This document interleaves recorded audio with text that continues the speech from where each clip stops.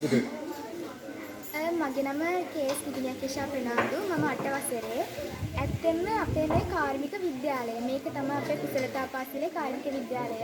ගැහණු පිරිමින් ભેදයකින් තොර අපේ ප්‍රින්සිපල්ස් අපිට මේ හැම දෙයකම අධ්‍යයනය ලබා දෙනවා.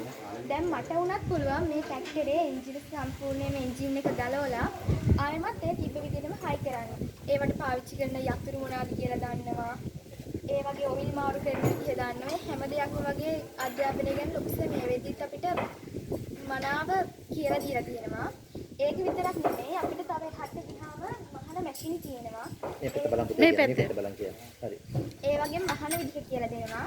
තව වඩු තියෙනවා. අපිට බංකු හදන්න පුළුවන්, හිරමන හදන්න පුළුවන්. ඇත්තෙන් මේ හැම දෙයක් ගැනම මේ වෙද්දිත් අපි මනාව අධ්‍යාපනය ලබාගෙන තියෙනවා.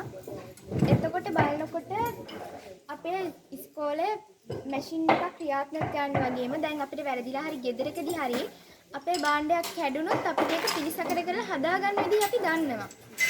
වයස කීයද පුතේ? 13. 13. ඉංජිනේරුවෙක් වෙනවා.